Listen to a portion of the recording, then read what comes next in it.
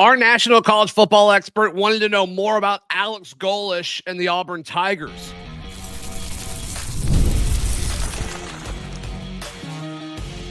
You are Locked On Auburn, your daily podcast on the Auburn Tigers. Part of the Locked On Podcast Network, your team every day. Yes, welcome on into Locked On Auburn, your daily Auburn Tigers podcast. I'm your host, Zach Blackerby, and thank you so much for making Locked On Auburn your first listen every single day. About a week ago, recorded a conversation with Locked On College Football's Spencer McLaughlin. This was part of his show that he actually dropped on Christmas. Don't think it's really dated. We talk kind of more big picture than transfer portal. But wanted to share that segment with you. So here's our conversation with Spencer. It's the early days of the Alex Golesh era in Auburn. So we have Zach Blackerby of Locked On Auburn, who I think is the most knowledgeable Auburn podcaster out there. Maybe I'm biased. Maybe I have to say that. Biased. Yeah, maybe I have to say that because he's my boss and he made me and he said that I'd be. It is the fired if I largest didn't. Auburn podcast, for what that's worth. Yeah, for what that is indeed worth. So early days of the new tenure there in Auburn. Good impression so far? Yeah, I think it's definitely a shock to the system. I think it might be too early to tell how great that could be. But definitely is very different than Hugh Freeze, which I think is good. But until this portal window happens, like, we can't really tell what the magnitude of it is, right? Like a few days after Alex Golesh gets hired, we hear, okay, he's going to have $30 million on top of rev share for NIL to build out the roster, which should mean you're competitive, right? Especially when you look at what he did at South Florida with scheme and all of that. I like what he's able to do with that. So then the question is, okay, he's taking over a roster, Spencer, that was vastly overpaid. I called it Auburn paying the suck tax for the last few years. We sucked, so we had to pay players more to stay. Oh, no. And so you've got all these guys that have entered the portal, and it looks terrible. But all the reports and the folks I'm talking to is like, the more I learn and the more I dig, the more I realize how awful these contracts were for Auburn, how great they were for the player. And you can't win sustainably with that. And so you're seeing a lot of guys leave the portal, which was expected to some extent. There have been some names that have surprised me a little bit. And of course, this is all reports. They're not officially in, of course, and they could come back and negotiations could continue. But that's kind of been the first few weeks of the Alex Golesh era. Is sure, signing day happened really quick and they had some good flips there, but the portal is going to be the first major thing he's measured by. Would you describe the mood when he got hired closer to flat out excitement or anxious anticipation of, are we going to have another Hugh Freeze, or are we finally going to get the level of football that we haven't had since before COVID, really, right? Right. Yeah. I mean, 2019 was kind of the last okay year. It's Bo Nix's freshman year. They beat Bama that year, and that was kind of the last, like, solid year for Auburn football. Not great, but solid. So, I mean, I guess to answer that question, we've got to go back and look at the context. So this happened the morning after Auburn lost to Alabama in the Iron Bowl, and what was another close, kind of heartbreaking loss. Auburn claws back to get into it. They had a real shot. Cam Coleman fumbles at the end of the game. And then it's like, okay, I think a lot of people went to bed that night thinking Auburn was going to hire DJ Durkin to be the next head coach, to the point where late in the night, news broke there's going to be a players meeting where they're going to be told who the next head coach is at 10 a.m. And it's like 10 a.m. Oh, so whoever's the head coach is already there, right? They can't be coaching a game right now when this news comes out. Probably not. It's like, oh, they live here already. They're already in the building. And so I think everybody thought it was DJ Durkin. I think Auburn AD John Cohen thought it was DJ Durkin. And then I think, my personal opinion here, I think you saw the response to that. Maybe it was people like me live reacting to the Iron Bowl, pitching a fit that DJ Durkin was going to be Auburn's next head coach.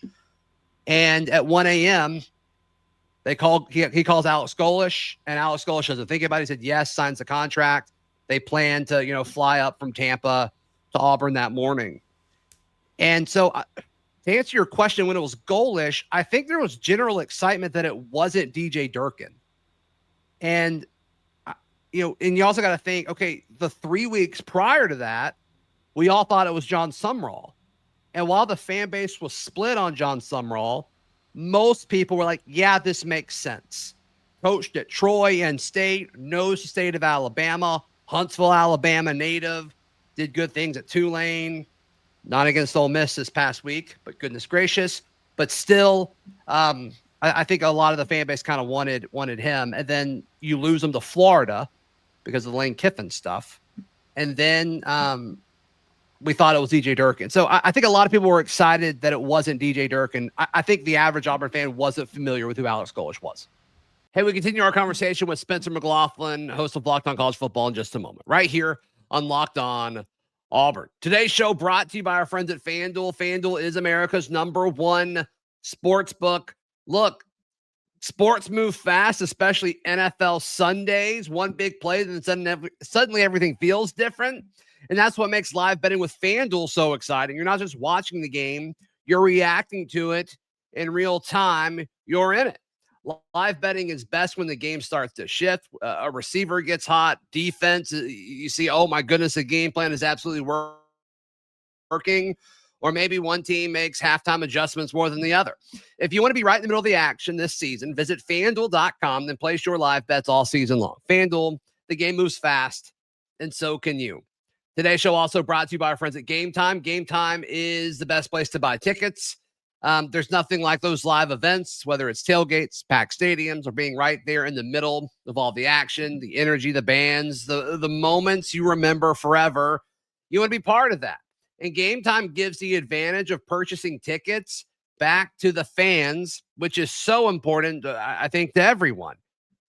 If you open the Game Time app, you can see upcoming events, especially if you've purchased a few things. They really kind of know how to tailor things to you. They also have zone deals. Those always stand out. You pick your section, Game Time picks the seats, and you save even more. Take the guesswork out of buying tickets with Game Time. Download the Game Time app, create an account, and use code LOCKEDONCollege for $20 off your first purchase. Terms apply. Again, that is code LOCKEDONCollege for $20 off today. Download the Game Time app today.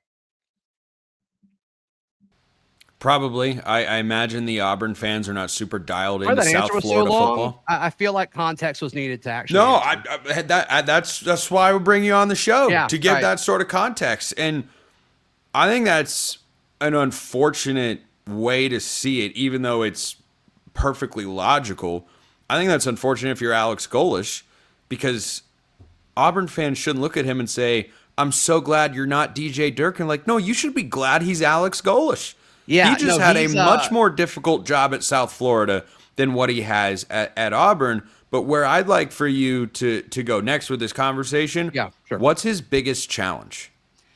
Yeah, I think the initial biggest challenge is to reverse a culture of losing for the last half decade. I mean, like you said, 2019 was kind of the last really, time Auburn was good. They were okay the COVID year. 6 years ago. They went 6-4, I think, the COVID year with Gus when they fired him. And man, I think reversing that losing culture is a big part of it. I mean, I think that's tied to a lot of these negotiations. So when we're recording this ahead of time because this is going out on later in the week with the holidays, but Merry Christmas, everybody. Merry Christmas. Sunday morning, while we're, that morning, Ashton Daniels, backup quarterback, started a few games for Auburn last year. Actually, I think exceeded expectations. I think he's going to be a good quarterback for somebody. And then Kay and Lee, these guys enter the portal. Amidst all that, Alex Golesh posts on his Instagram story, and for context, he does not post. I don't think he's posted anything that wasn't a collab with Auburn football since he's been hired. But he posts on his Instagram story just a picture of a graphic by Admiral Grace Hopper. It says, the most dangerous phrase in our language is, we've always done it this way. He's fighting a current that is going the wrong direction and has been going towards the direction of losing for the last 5-6 years. And so I think that's his biggest challenge. The quarterback question is a big one at any school. I feel like it's elevated in its Byrum importance Brown? at Auburn because of what the last couple of years have been. What do Yeah. you expect him to do? Yeah, I think Byrum Brown, his quarterback at USF, is Auburn's next starting quarterback. Do you feel okay with that? Yeah. Yeah, one of 13 players ever in the history of this great game to throw for 3,000 and rush for 1,000 in a single season. Yeah, I don't care what level of college football you're at. I mean, this is a guy who commanded the second best offense in college football last year. Yeah, bring him. I mean, what did we just talk about? Reversing and fighting a culture of losing. What do? You bring in guys who know the culture that you want to administer.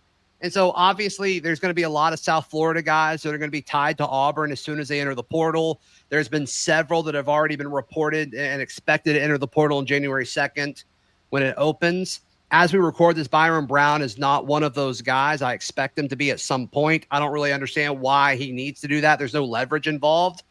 But I do think there's going to be several guys like that do follow him to Auburn, and I think Auburn's next quarterback will be Byrum Brown. I feel okay about that from an Auburn standpoint.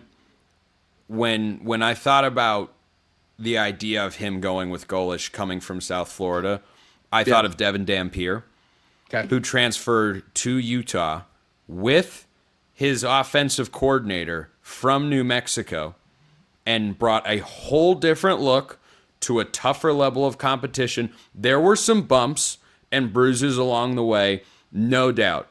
But overall, he was able to run effectively. He threw it well, and Utah had a resurgent season. I think that's what Alex Golesh is trying for here. Because if you bring him along, frankly, compared to if you had tried to have a quarterback battle between Ashton Daniels and anybody else in that room, I think bringing Byrum Brown actually raises the expectation level for Auburn in 2026.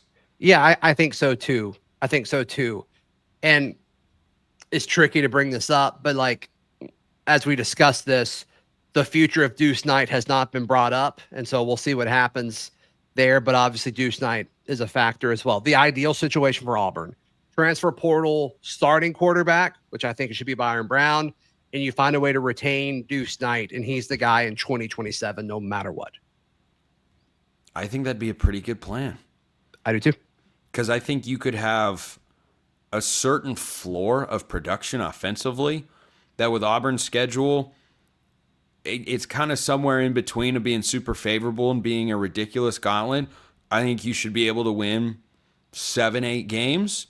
And by that point, once Deuce Knight has had a chance to see how the system operates, build a relationship with the coaching staff, and sit and learn for a year, maybe even play in a couple of spots, he should be ready to go. And then you take that next step. Yeah, for sure. And, we'll see what happens with this young defensive core if they're able to keep them together. But there's elements of this that look like Auburn could really pop in 2027. So, does that align with Deuce Knight's year, his junior year? Yeah, it could. It could, if that's handled correctly.